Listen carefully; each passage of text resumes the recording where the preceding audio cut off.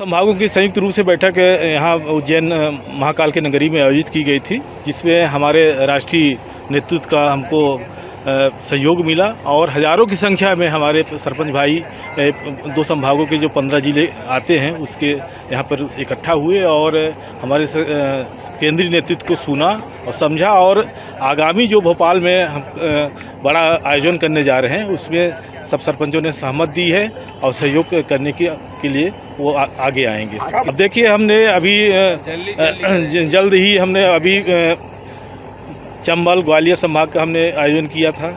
आज आप देख रहे हैं इंदौर उज्जैन का है। इसी प्रकार से अन्य संभाग का हम अपने कोर कमेटी से प्रदेश की जो है चर्चा करके निश्चित रूप से उसको करके फिर इसके बाद हम भोपाल में करेंगे।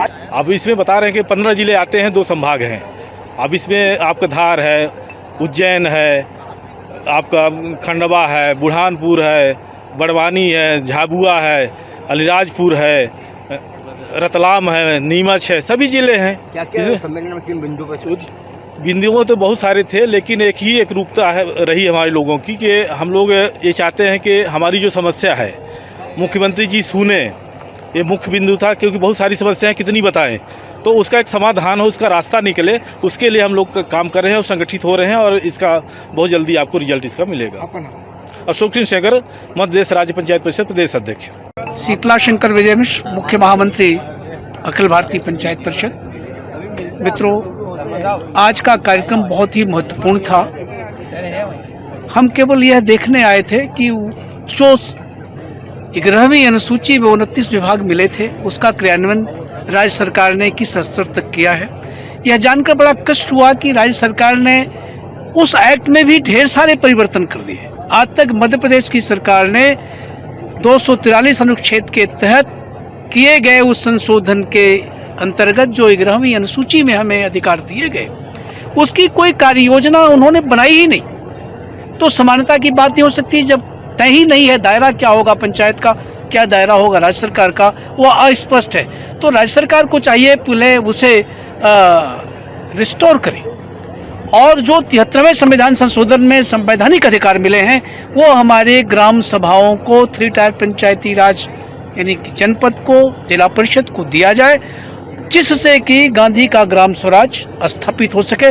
वरना किए गए संविधान संशोधन का कोई मतलब नहीं रह जाएगा। और हम लोग प्रयास कर रहे हैं कि हिंदुस्तान के अंदर एक और संवैधानिक संशोधन किया जाए। इसके लिए ऑल इंडिया पंचायत परिषद, हमारी समस्त प्रदेश पंचायत परिषदें कटिबद्ध हैं। आज इंदौर संभाग और आपके बीच में हमारे उज्जैन संभाग के सरपंच लोग आए, जिला परिषद के अध्यक्ष और हमारे सदस्यगण आए। तो उन लोगों ने बड़े अच्छे अच्छे विचार रखे, हमारी बहनों ने बड़े अच्छे विचार रखे। चूँकि यहाँ की सरकार एक गैर संवैधानिक कार्य कर रही है, माननीय मुख्यमंत्री जी से मैं आग्रह करूँगा कि वो इस पर जरूर विचार करें कि आपकी शक्ति हम हैं, गाँव सभाएँ हैं। अगर गाँव सभा और गाँव के लोग असंतुष्ट हैं तो मैं यही कहूँगा, जासु राज प्रिय प्रजा दुखारी, सो नृप अवश्य नरक अधिकारी। तो माननीय मुख्यमंत्री जी का क्षेत्र है, उनको चाहिए कि जो ये महाकाल की नगरी, विक्रमादित्य की यह नगरी जहाँ पर न्याय, शौर्य, सम्मान, भारतीय सनातन संस्कृति की रक्षा होती थी, जहाँ कहा जाता था कि यहाँ के सुख और काव्य संस्कृत में बात करते हैं, वो उज्जैन नगरी है। ऐसे उज्जैन नगरी की धरती से ऑल इंडिया पंचायत परिषद आह्वान करने आई है कि माननीय मुख्यमंत्री जी इस पर ध्यान दें कि ग्राम सभाओं के अधिकारों में कटौती बिल्कुल न करें और जो NGOs के थ्रू काम लिए जा रहे हैं वह अनर्गल है, गैर संवैधानिक है। मैं उसकी निंदा करता हूँ। जो संवैधानिक अधिकार दिए गए गांव सभाओं को उसे आप छीन नहीं सकते हैं। मैं नहीं चाहता हूं कि इसके लिए कोई बड़ा आंदोलन हो। हम तो अनुशासित इनकलाब करने आए हैं, हमारे सारे सरपंच इसके लिए तैयार हैं।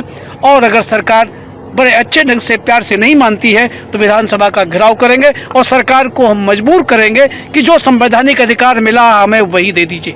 वित्तीय अधिकार जो हमें मिला है वो हमें दे दीजिए। 14वें वित्त अनुदान आयोग के द्वारा दिए गए पैसे में भी आपने 15वें में कटौती की, तो कम से कम इतना कीजिए कि 16वें वित्त अनुदान आयोग के अंतर्गत वो 40% की जो कटौती हुई थी वह प्लस 20% अतिरिक्त 60% की धनराशि दी जाए और गांव सभा को सीधे पैसा दिया जाए और ग्राम पंचायत ही तय करे को पैसा कहाँ खर्च होगा। विकास योजनाएं वो तैयार करे और उसको क्रियान्वित करे और गैर संसदीय संस्थाओं को खासकर NGOs बना करके करप्शन को दूर करे। अगर आप ये वीडियो YouTube पर देख रहे हैं तो हमारे चैनल को सब्सक्राइब करें और बेल आइकन को दबाना ना भूलें। अगर आप Facebook पर ये वीडियो देख रहे हैं तो हमारे पेज को लाइक करें।